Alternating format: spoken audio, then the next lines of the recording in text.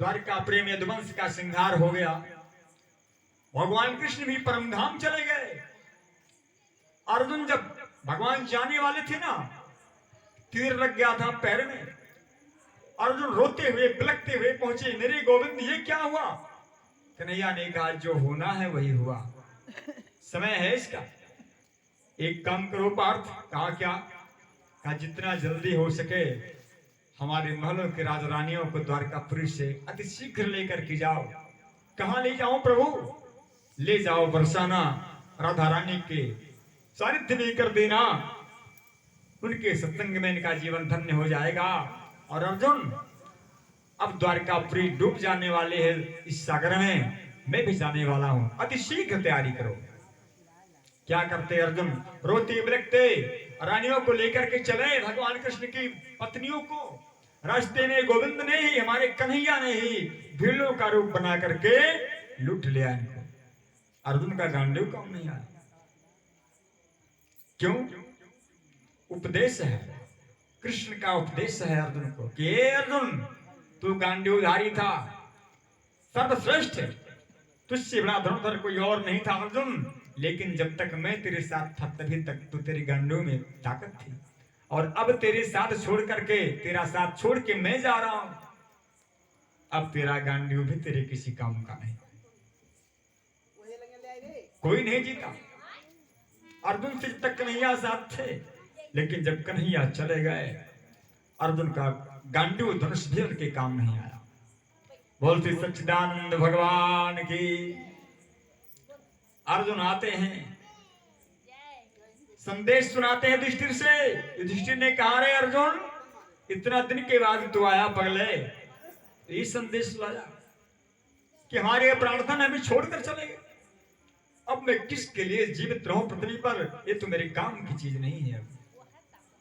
परीक्षित को राजा बना करके स्वर्गारोहण की तरफ चले गए और सब स्वर्गारोहण किए। पश्चात भक्तों परीक्षित जी जीवापन्न में आए, विवाह हुआ, 4 पुत्र पैदा हुए। बड़े पुत्र का नाम जन्मेजय है। परीक्षित जी महाराज बड़े धार्मिक राजा हैं,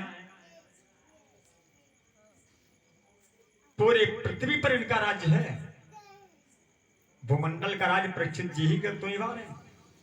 सब कोई सुखी है पृथ्वी पर, पशु पक्षी सब कोई सुखी इनके राज्य में, किसी को कोई कष्ट नहीं है। अल्प मृत्यु नहीं कौने हूं तीरा, धर्म का राज्य है। अल्प मृत्यु नहीं कौने हूं तीरा, सब सुंदर सब बिरुजे शरीरा। अल्प मृत्यु नहीं कौने हूं तीरा, सब सुंदर बिरुजे शरीरा।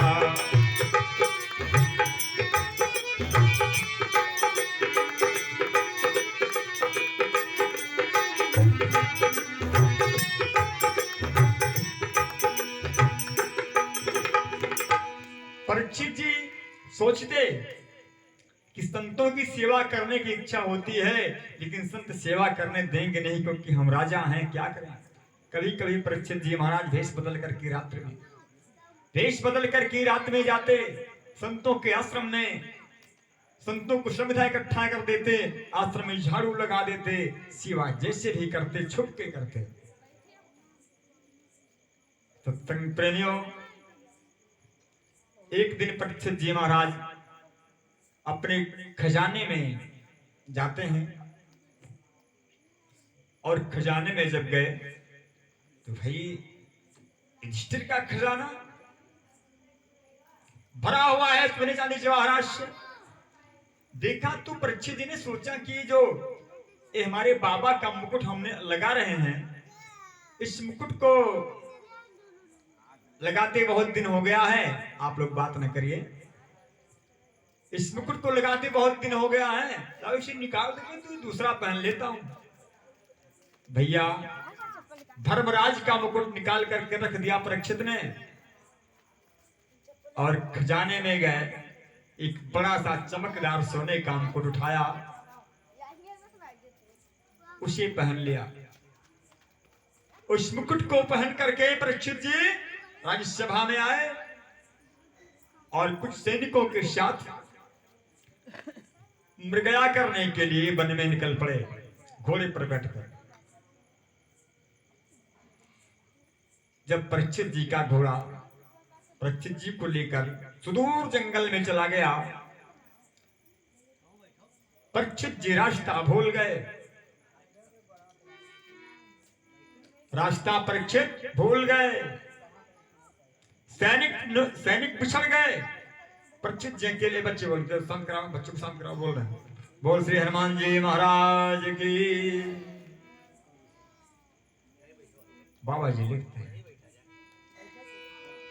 तुलसी जसी भवितव्यता तैसी मिले सहाय, आपन आवे ताही पे ताहे तहां ले जा।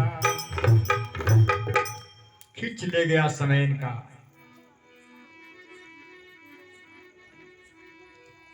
कि साथी संभल के चलना इस दुनिया के अंदर, धुरंधर कितनो आए हो गए, भैया संभल के चलना ये दुनिया के अंदर, धुरंधर कितनो आए हो गए।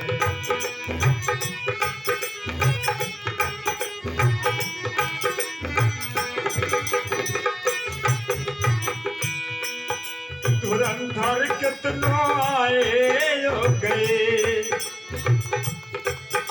धुरंधर कितनो आए हो गए, भाई संभल के चलना, भैया संभल के चलना ये दुनिया के अंदर, धुरंधर कितनो आए हो गए, साथी संभल के चलना।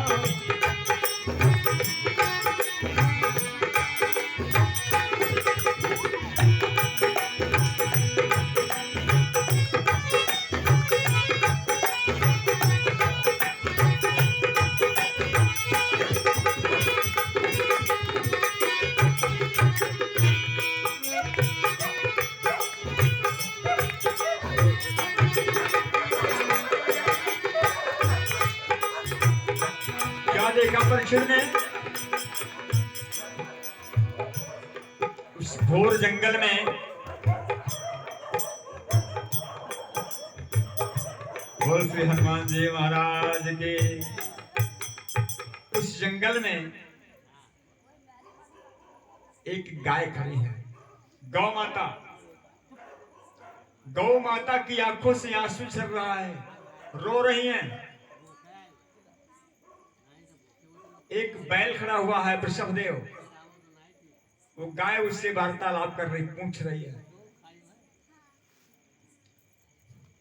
कैसा है। बैल के 4 पैर होता है ना, 4 पैर बैल के होता है, लेकिन 3 पैर खंडित हो गया है।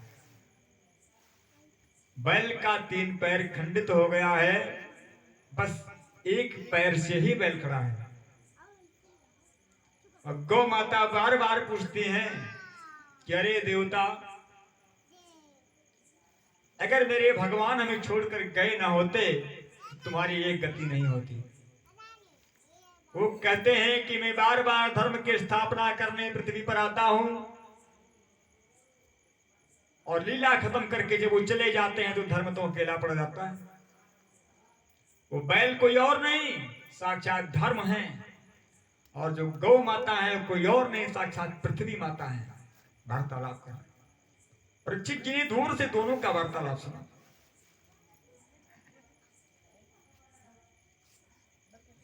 और भक्तों समझ रहे हैं भाषा, पेड़ों की झुरमुट में छुप करके सुन रहे हैं इनकी वार्ता। बैल धर्म कहता है पृथ्वी माता से कि देवी, पृथ्वी कहती है कि आपका 3 पैर खंडित हो गया महाराज, आपका दुख देखकर मैं दुखी हूं, क्योंकि आप ही से मैं हूं। अगर आप सुरक्षित नहीं होंगे तो मेरी देखभाल कौन करेगा? अगर धर्म नहीं तो पृथ्वी दुखी हो जाती है।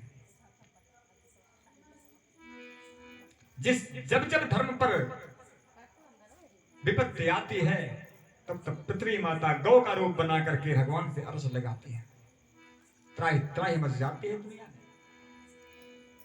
धर्म कहता है देवी इसमें किसी का दोष नहीं है, जो हो रहा है अपने समय पर ही हो रहा है। कर्म प्रधान विश्व करी राधा,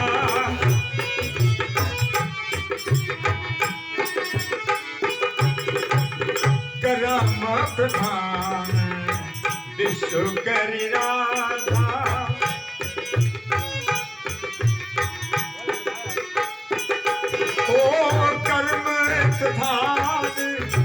विश्व करी राधा।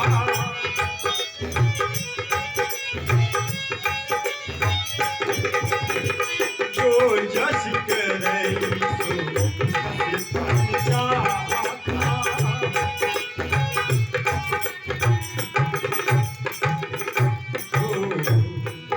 मेरी कर्म का फल है।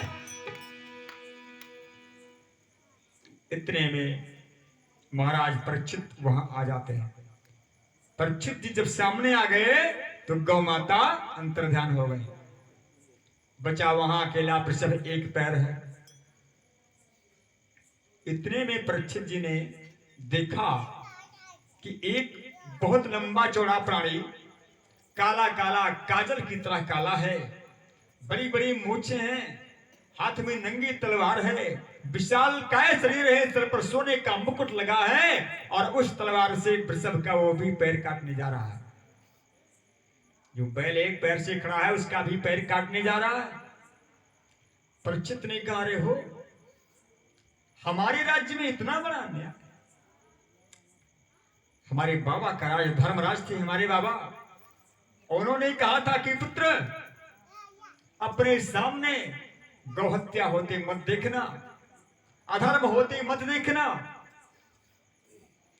और शरण में कोई आ जाए उसे अपना समझना और किसी संत का अपमान मत करना है। 3 उपदेश देकर पांडव चले गए थे। जीवन के 3 उपदेश थे। जिस समय परीक्षित जी ने देखा कि पापी प्राणी इस वृषभ का वो भी पैर काटने जा रहा है, दौड़ पड़े परीक्षित। कहा, रे मूर्ख ठहर,